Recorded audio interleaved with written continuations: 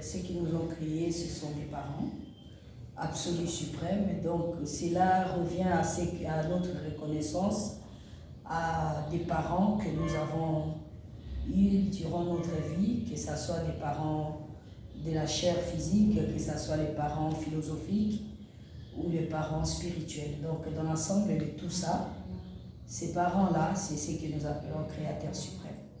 Pourquoi avoir pensé à créer ce programme-là? Nous ne créons, nous restaurons ce qui était. Nous avons assez longtemps dit, ça nous a été révélé, depuis notre tendre enfance, j'avais 8 ans lorsque j'ai reçu cette révélation-là. Et ça fait 11 ans aujourd'hui que nous sommes en train d'expliquer à tout le monde que le problème de l'Afrique, ça sera la restauration de la spiritualité.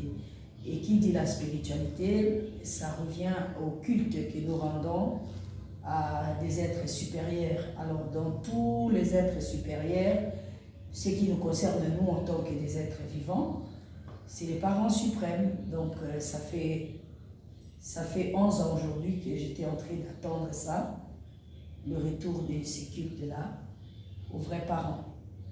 Ah, d'accord.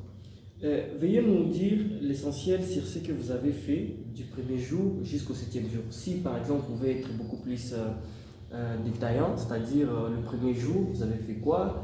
Le deuxième jour, vous avez fait quoi? Le troisième jour jusqu'au 7e jour. Merci. Bon, c'était un culte que nous rendons aux parents, comme j'ai dit.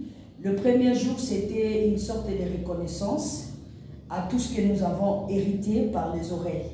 C'est-à-dire, en ce qui me concerne, j'ai entendu dans mes oreilles une femme comme moi qui m'a enseigné les bonnes valeurs de la vie. Et cette femme-là, ils étaient beaucoup, il y avait plusieurs femmes, mais pour moi, c'est une seule femme. Et donc, au milieu de toutes ces multitudes de femmes, il y a une que je dois élever au-dessus de tous. Et en ce qui me concerne moi, j'ai élevé Madame Elisabeth Olangi-Osho. Et du côté des hommes, il y a ce que j'ai entendu de mes oreilles, c'est qu'on m'a enseigné, les hommes qui m'ont enseigné des choses, qu'il ne faut pas faire ci, il ne faut pas faire ça, dans tous les enseignements qui sont entrés dans mes oreilles. J'ai élevé un au-dessus de tout qui est Abraham Akringala. C'est donc une sorte de reconnaissance, c'est ce que nous disons les fruits de repentance, c'est-à-dire dans les instructions ou dans les enseignements qu'on m'avait enseigné, ne fais pas le mal, ne fais pas ci, ne fais pas ça. Il fallait rendre d'abord culte de reconnaissance à ces êtres-là qui sont des parents. Ils sont pour nous des parents philosophiques ou religieuses. Et donc, après ce moment-là de la religion, de se rendre des discours, il fallait parler, il fallait rendre honneur à toute la parole qui est entrée en moi. Ce n'était pas encore les paroles émanatrices. Et il fallait donc présenter le fruit. Donc, on a présenté le fruit, que voilà, il y a ça, il y a ça, il y a ça. Ça, c'est ce qui a alimenté ce que nous sommes.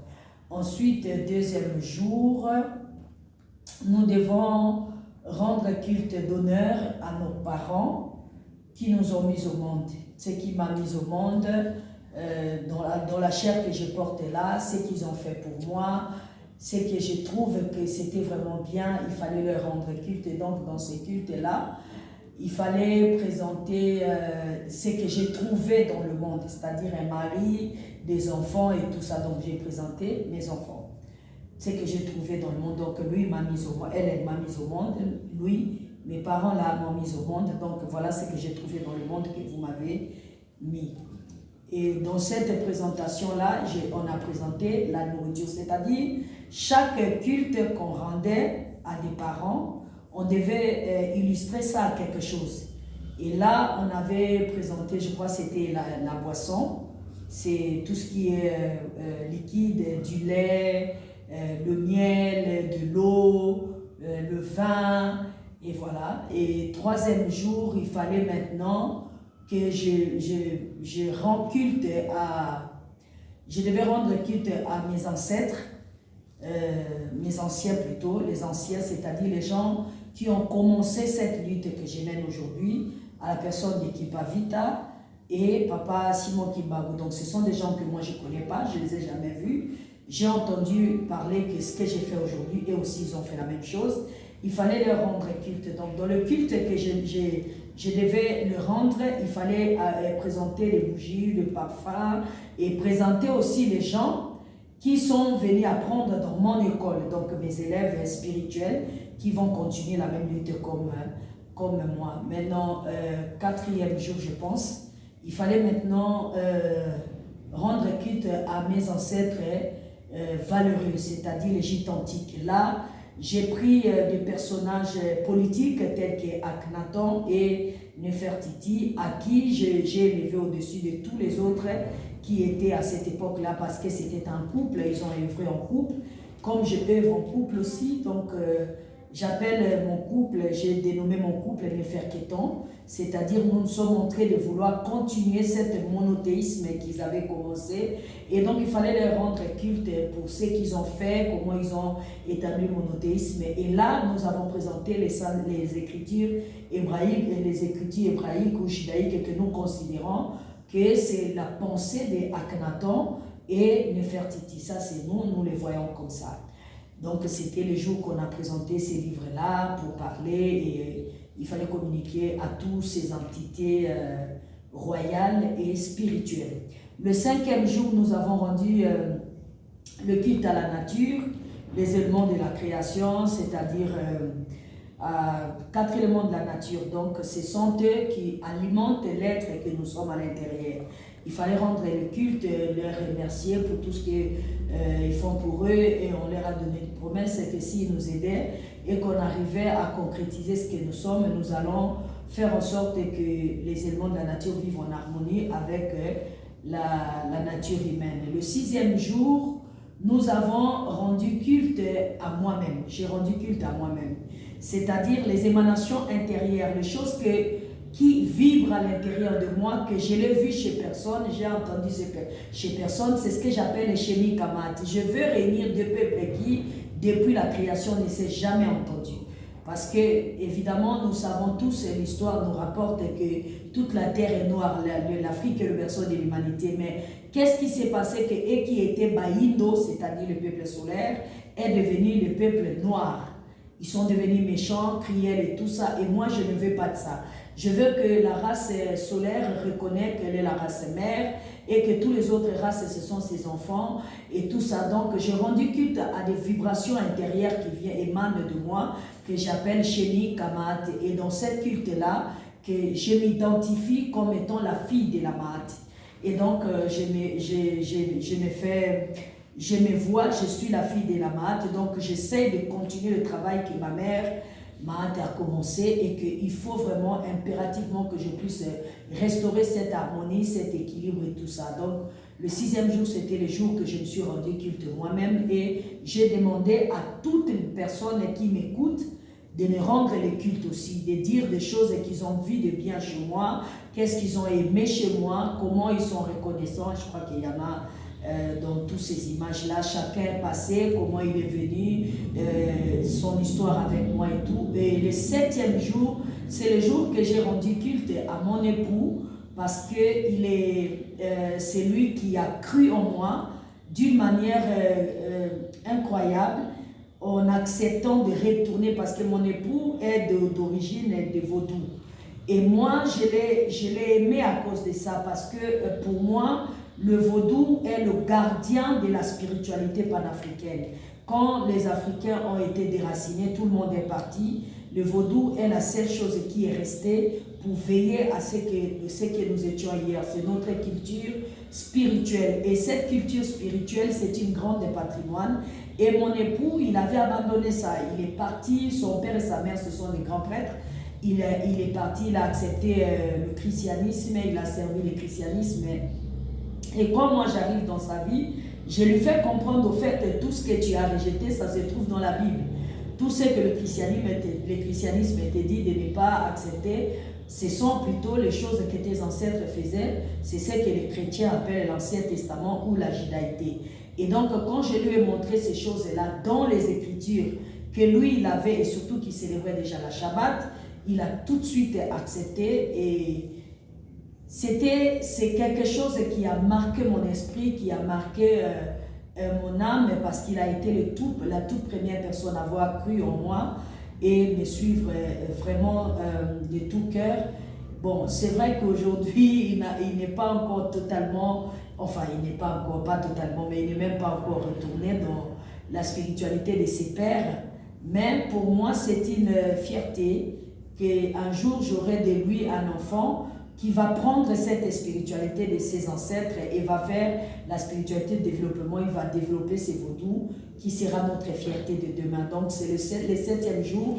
J'ai rendu culte à Segolissa, j'ai rendu le culte à Maou, j'ai rendu le culte à Nana Ablekou, toute la panthéon de vaudou, qui est la spiritualité égyptienne, qui était descendue vers le Sub-Sahara. Voilà, donc c'était le 7e jour, c'était ça, le culte que nous avons rendu. Et bon, le 8e jour, c'était la grande célébration de joie. Les gens, on a partagé la joie, on a dansé la musique africaine, on a bu, on a mangé. Et il fallait mettre en valeur la musique africaine. On a pris toute la musique africaine dans toute sa globalité. On chantait, on dansait, on buvait. Et voilà, parce que c'est un culte qui était attendu pendant 11 ans. Oh, d'accord. Alors, qu'est-ce qu'on peut retenir de l'essentiel de tout ce que vous avez fait, du premier jour jusqu'au 8e? Quel est l'essentiel que le monde peut retenir en peu de mots? Ce que le monde peut retenir en peu de mots, culte vient du mot culture. Culture, ça vient de la tradition. Tradition. Bon, c'est que vos ancêtres vous ont légué. Alors, lorsque vous rendez un culte contemporain, contextuel, c'est qu'un sentiment qu'on ne peut pas expliquer. Il y a un sentiment de joie, de fierté, parce que ce n'est pas un culte ancestral. Ce n'est pas un culte présent. Ce n'est pas un culte d'avenir, mais c'est tout simplement un culte véritable.